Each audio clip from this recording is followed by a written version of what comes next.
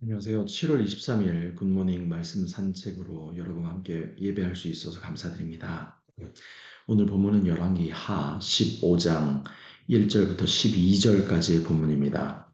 오늘 본문은 짧지만 남유다와 북이스라엘 양쪽에서 일어난 일들을 모두 기록하고 있는데요. 대체 또 어떤 일을 성경이 기록하고 있는지, 그리고 이 사건들을 통해서 하나님께서 말씀하시려 하시는 것은 무엇일지 함께 집중하며 읽겠습니다. 제가 읽겠습니다. 이스라엘 왕 여로보암 제27년에 유다 왕 아마샤의 아들 아사리아가 왕이 되니, 그가 왕이 될 때 나이가 16세라. 예루살렘에서 52년간 다스리니라. 그의 어머니 이름은 여골리아라. 예루살렘 사람이더라. 아사리아가 그의 아버지 아마샤의 모든 행위대로 여호와 보시기에 정직히 행하였으나 오직 산당을 제거하지 아니하였으므로 백성이 여전히 그 산당에서 제사를 드리며 분향하였고, 여호와께서 왕을 치셨으므로 그가 죽는 날까지 나병 환자가 되어 별궁에 거하고, 왕자 요담이 왕궁을 다스리며 그 땅의 백성을 치리하였더라. 아사리아의 남은 사적과 행한 모든 일은 유다 왕의 역대 지략에 기록되지 아니하였느냐. 아사리아가 그의 조상들과 함께 잠에 다윗성에 그의 조상들과 함께 장사되고, 그의 아들 요담이 대신하여 왕이 되니라. 유다의 왕 아사리아의 제38년에 여로보암의 아들 스가리아가 사마리아에서 6달 동안 이스라엘을 다스리며, 그의 조상들의 행위대로 여호와 보시기에 악을 행하여 이스라엘로 범죄하게 한 느밧의 아들 여로보암의 죄에서 떠나지 아니한지라. 야베스의 아들 살룸이 그를 반역하여 백성들 앞에서 쳐 죽이고 대신하여 왕이 되니라. 스그레의 남은 사적은 이스라엘 왕 역대 지략에 기록되니라. 여호와께서 예후에게 말씀하여 이르기를, 내 자손이 4대 동안 이스라엘 왕위에 있으라 하신 그 말씀대로 과연 그렇게 되니라. 아멘. 우리가 아는 사자성어 가운데 호가호이라는 말이 있습니다. 그 의미는 너무나 잘 아시겠지만 남의 권세를 빌려 자신이 위세를 부린다라는 의미입니다. 조금 더 구체적으로 타인의 힘과 능력을 빌려 타인의 능력과 타인의 권세인데, 그것이 자기의 것인 양 착각하고 자신이 위세를 부리는 상황을 묘사하는 사자성어죠. 자, 그런데 이거는 교만이라고도 말하기 참 부끄러운 상황이죠. 왜냐하면 교만은 나 자신이 그 교만 근거를 가지고 있을 때 교만이라고 표현하곤 하지만, 여우는 사실 그 호가호의 상황에서 여우는 자신이 어떤 교만의 근거도 없지만 자신이 교만을 근거를 가진 것처럼 착각하고 자신이 호랑이가 된 것 마냥 허세를 부리니, 참 교만이란 이름을 붙이기도 참 아이러니한 상황입니다. 자, 그래서 우리는 그러한 허세 덩어리인 사람들을 향해서 호가호이라는 말을 사용하곤 합니다. 그리고 우리는 당연히 그런 사람이 되면 안 되겠죠. 우리는 그리스도인은 예수 그리스도를 중심에 품은 자들이니 절대로 그렇게 될 수가 없는 사람들이 우리들입니다. 그래야만 합니다. 죄송합니다. 제가 네, 조금 혀가 들풀렸습니다. 네, 그리고 제가 서두에 이 말씀을 드리고 왜 이 말씀을 드리고 시작하는지 생각하시면서 오늘 말씀을 통해 말씀하시는 하나님의 음성에 귀 기울이기를 소망합니다. 오늘 말씀 속에는 남유다의 아사리아 왕과 북이스라엘 스가랴 왕이 등장하고, 그들이 어떤 왕이었는지 간략하게 기록되어 있습니다. 오늘은 이 두 인물 아사리아와 스가리아의 이름을 잘 기억하시면 좋겠습니다. 즉 오늘 말씀을 통해 하나님께서는 의도적으로 남유다의 아사리아 왕과 북이스라엘의 스가리아 왕을 비교하고 계십니다. 자, 먼저 남유다의 아왕 아사리아 왕입니다. 그는 남유다의 10번째 왕이었습니다. 그의 다른 이름은 우치야입니다. 아마 여러분들이 우시아 이름은 많이 들어봤을 겁니다. 성경은 열왕기하 그리고 역대하에서 이렇게 이 왕의 이름을 아마샤 그리고 우시아를 동시에 다 사용을 하고 있거든요. 저는 일단 오늘 본문에서 그 이름을 아사리아로 표기하고 있기에 그를 계속 아사리아로 부르도록 하겠습니다. 자, 그리고 오늘 말씀 속에서는 그에 대한 정보가 많이 없습니다. 먼저 뚜렷하게 그에 대한 하나님의 평가가 1, 2절에 등장하죠. 그에 대한 짧은 기록이 시작됩니다. 그렇게 먼저 2절에 여호와 보시기에 정직히 행하였으나로 그는 선한 왕이었다는 평가가 먼저 이루어집니다. 그리고 그가 16세에 왕이 되었고 52년간이나 남유다를 다스렸다는 사실을 알리심으로 그가 나라를 오랫동안 평탄하게 잘 다스렸구나라고 우리가 충분히 유추할 수 있게끔 주님은 우리에게 드러내 주십니다. 그에 대해서요. 하지만 그가 완전한 왕도 아니었다는 사실을, 그가 산당을 다 제거하지 않았다는 사실과 하나님이 그를 쳐서 그가 말년에 문둥병에 걸려 그의 아들 요담을 대신 세워서 그가 섭정했다는 사실을 우리에게 알려주심으로 우리에게 알게 하셨습니다. 하지만 그럼에도 아사리아 왕, 그가 52년 동안 남유다를 다스리고 죽게 된 후에 그가 다윗성에 그의 조상들과 함께 장사지었다는 사실을 또 우리에게 알리심으로, 남유다, 남쪽입니다. 남쪽의 남유다 왕의 아사랴가 그렇다는 것에 대해서 높이셨습니다. 자, 그리고 이어서 바로 우리의 시선을 북쪽 이스라엘로 돌리게 하십니다. 자, 남쪽 아사랴 왕이 52년간이나 왕권을 유지하며 남유다를 치리했던 반면, 그때 북이스라엘에는 스가리아라는 왕이 올랐는데 그는 몇 개월만 다스렸다고 나와 있죠. 6개월만 북이스라엘을 다스렸다는 사실을 우리에게 알려주십니다. 네, 벌써부터 정말 부정적이고 엉망이죠. 자, 그리고 바로 이어서 그에 대한 평가를 하시는데 9절에 남유다의 아사리아 왕과는 달리, 그러니까 북쪽, 그는 그의 조상들의 행위대로 여호와 보시기에 악을 행하여 이스라엘로 범죄하게 한 느밧의 아들 여로보암의 죄에서 떠나지 아니했다라고 고발을 하고 계십니다. 그리고 이것이 그에 대한 평가의 전부입니다. 그리고 다윗성의 왕들의 무덤에 함께 장사됨으로 명예를 높여주신 남유다의 남쪽의 아사리아 왕과 달리 북이스라엘의 스가랴, 그가 얼마나 비참한 죽음을 맞이했는지는 기록해 주시고 있습니다. 구체적으로 살룸이라는 사람이 쿠데타를 일으켜서 모든 백성 앞에서 스가랴를 죽였다. 이게 끝입니다. 그가 어떻게 장사되었는지 전혀 기록도 없이 마지막에 그의 할아버지 예후 왕에게 예언하셨던 대로 스가랴 왕을 끝으로 더 이상 그 후손은 왕권에서 끊어졌다라는 사실을 알려주셨습니다. 네, 바로 이 내용이 오늘 우리가 읽은 말씀의 내용의 전부입니다. 이렇게 하나님께서는 열왕기 말씀을 통해서 남쪽의 아사랴 왕과 북쪽 스가랴 왕을 계속적으로 비교하시며 말씀해 주시고 계십니다. 그리고 계속 확인했듯 하나님께서는 열왕기 기자를 통해서 계속적으로 북이스라엘의 스가랴 왕과 대비되는 남쪽 아사랴 왕을 높여주시고 계십니다. 자, 그런데 사실, 사실, 남유다의 아사랴 왕도 사실은 그리 선한 왕은 아니었습니다. 비록 오늘 열왕기하, 오늘 본문에서는요, 이렇게 분명한 의도를 가지고 하나님께서 담으셔서 아사랴를 높여서 기록해 주시고 있죠. 하지만 디테일한 내용을 기록하고 있는 역대하 본문을 보면요, 그에 대한 보다 사실적인 팩트들이 기록되어 있습니다. 그래서 남유다 왕 아사랴에 대한 기록을 역대하 26장을 통해 확인해 보면 그가 어떤 사람이었는가가 잘 나와 있습니다. 그래서 먼저 역대하 26장 기록에 보면 아사랴 왕은 첫째, 유능한 군사 지도자였습니다. 죄송합니다. 그가 왕이 되기 이전에 남유다는 상대적으로 강했던 북이스라엘의 눈치를 보며 북이스라엘을 섬기는 모양을 하고 있었습니다. 자, 그러나 아사랴 왕은 그가 왕이 되자 군사력을 키워서 북쪽의 이스라엘과 서쪽의 블레셋과 싸워서 많은 성들을 되찾았고, 그래서 여러 도시들을 또한 요새화해서 군사력을 강화시켰습니다. 자, 군사력 강화는 군인들의 숫자를 늘린 것도 있었지만 그때 가장 최신 무기인 방패, 창, 투구, 갑옷, 활, 물매, 돌 등을 당시에 가장 최신 무기로 군대를 무장하게 해서 군사력을 강화시켰던 사람이었습니다. 자, 그리고 내부적으로는 농업을 권장해서 농업을 활성화시켰었습니다. 그는 많은 소떼를 모았고 농부들과 포도원 지기들을 고용해서 유다의 비옥한 땅을 관리하겠습니다.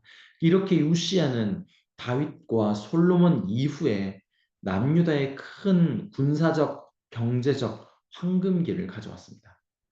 그러나 오늘 열왕기 하 15장 본문에도 짧게 기록되어 있듯 우시아 말년에 문둥병이 들었는데요.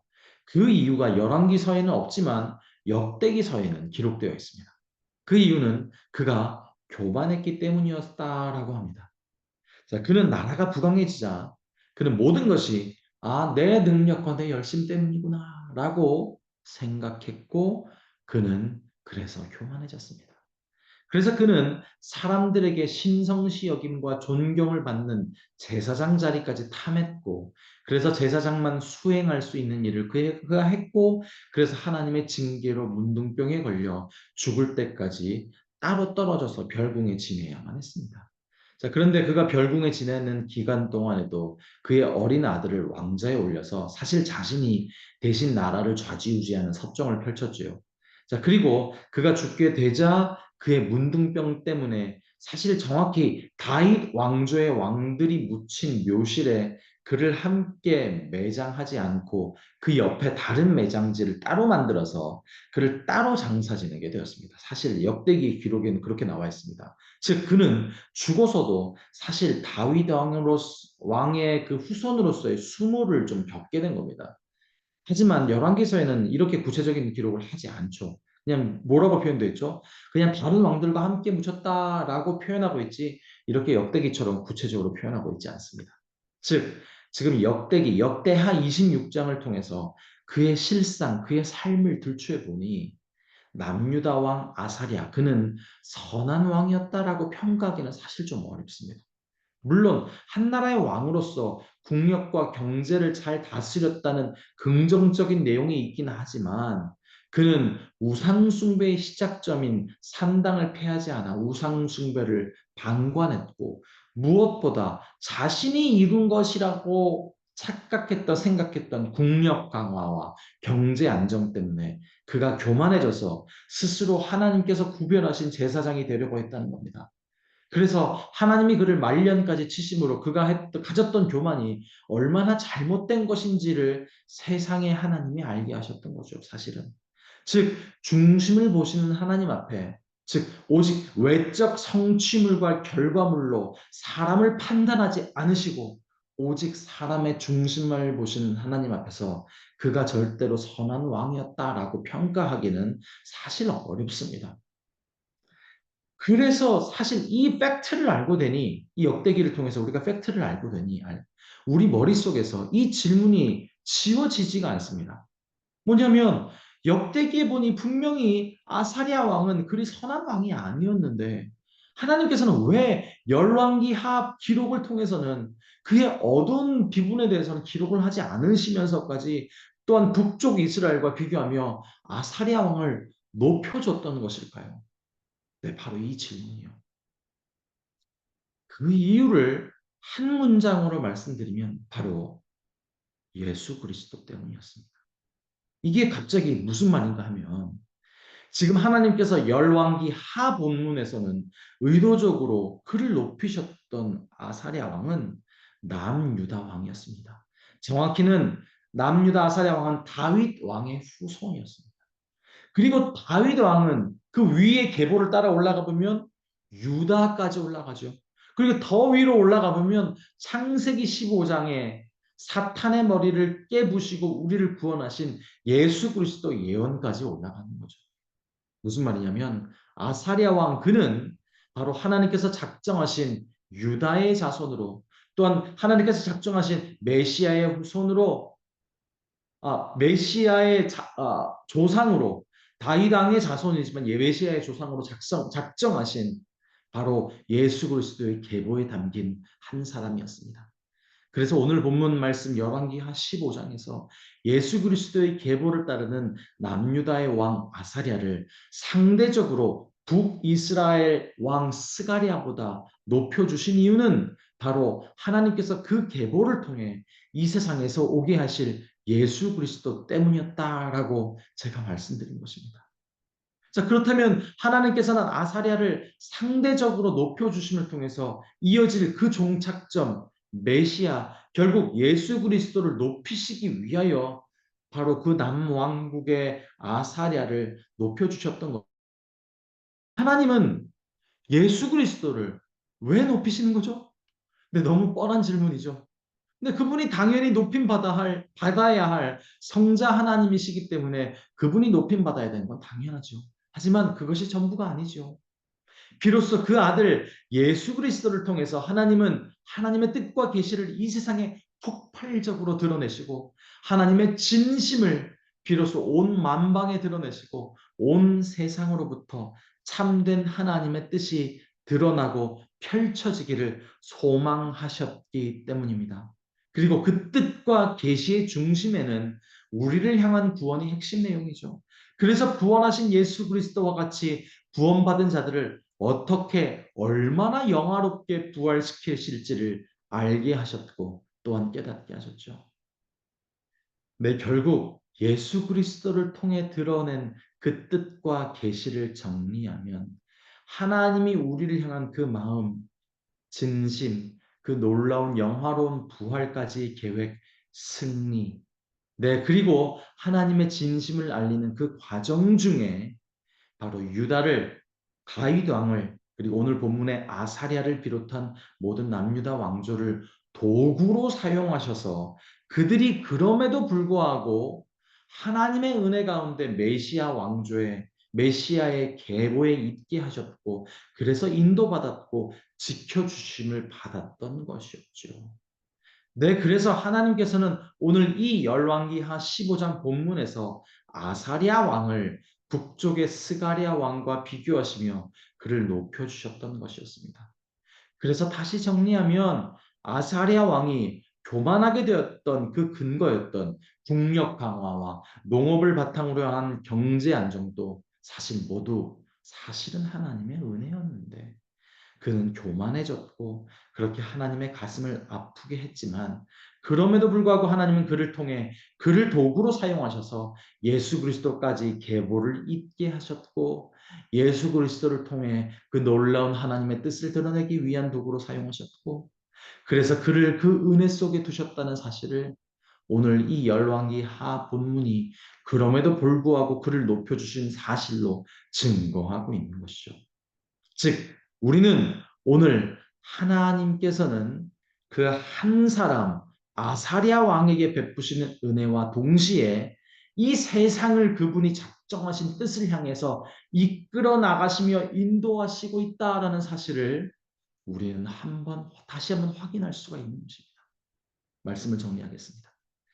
그래서 우리가 그 광대하시며 놀라우신 하나님 앞에 또한 인간의 이성으로 이해할 수 없는 하나님이 우리에게 그토록 일방적으로 베푸시는 은혜 안에서 우리는 겸손할 수밖에 없다는 겁니다. 아사랴 왕이 스스로 자신을 대견해 하고 대단히 여겼던 그 국력을 강화했던 업적도 그 농업을 발전시킬 수 있었던 그 지식과 지혜도 사실 하나님이 알게 하심 하나님이 주신 지식과 능력과 건강 때문이었지 자신의 것이 아니었지요. 그저 하나님의 은혜였습니다. 우리의 고사성어 호가호의 속에 등장하는 착각 속에 빠진 여우처럼 사실 우리가 가질 수 있는 어떤 것도 어떠한 풍요로움도 어떠한 성취물도 사실은 우리의 것이 아니었음을 아는 자, 그 자가 사실은 복된 자이며 하나님을 아는 자이며 참 하나님의 사람일 수밖에 없는 것입니다. 그래서 마지막으로 선포드립니다. 그러므로 오늘 하나님의 베푸시는 전 우주적인 주권적인 은혜를 깨달은 하나님의 사람답게 겸손히 더욱더 겸손히 오늘이라고 허락하신 이 시간 속에서 하나님의 귀한 도구로서 살아가는 자답게 하나님을 향한 감사와 찬양을 드리고 그리고 내적으로는 겸손과 섬김만을 채우는 복되며 참된 오늘 여러분 되시기를 간절히 소망합니다. 제가 기도하겠습니다. 오 아버지 하나님 찬양합니다.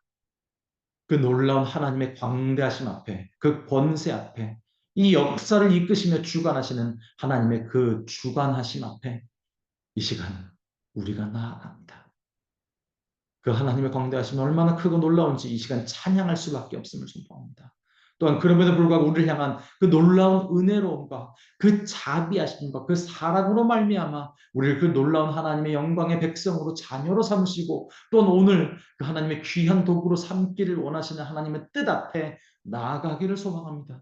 그래서 하나님 그 영광의 하나님의 자녀로서 그 광대하심의 하나님의 그 도구로서 더욱더 하나님만을 높이며 겸손히 그 하나님의 뜻을 기대하며 바라보며 오늘 하루를 바치며 나아가는 귀한 하나님의 영광의 자녀들, 귀한 도구로 사용하시는 그런 한 사람들 한 사람들 되게 하여 주시옵소서. 그렇게 하나님 축복하시고 우리를 통해 일하시고 드러내시고 역사하시옵소서. 그렇게 온전히 우리를 통하여 하나님만 드러나시옵소서. 영광 받으시옵소서. 예수님 이름으로 기도드렸습니다. 아멘.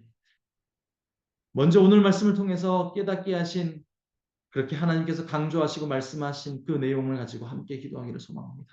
그리고 하나님이 세우신 우리 교회 비전을 위해서 기도합시다. 예수산책 AKPC 말씀으로 참 제자로 미션을 공동체로 교회가 세워져 나갈 수 있도록 그리고 하나님께서 허락하신 우리 교회 모든 예배와 행사와 여러 사역을 통해서 오직 하나님의 뜻과 마음이 이 교회 안에 충만히 펼쳐지고 더욱 하나된 참된 교회가 될 수 있도록 기도합시다. 또한 짐바브웨 선교사님이신 전동찬 차형연 선교사님을 위해서 그리고 각 목장에서 섬기시는 선교사님들을 위해서 그리고 담임 목사님을 비롯한 모든 육체적 아픔 가운데 계신 모든 한 사람 한 사람 가운데 하나님의 만지심과 간섭하심과 치료하심과 인도하심이 넘치도록 기도합시다. 또한 이해할 수 없는 환경들, 경제적 신분 문제, 관계 문제 등 여러 어려움을 겪고 있는 성도님들을 위해서 이 시간 합심으로 기도하겠습니다. 다 같이 기도합니다.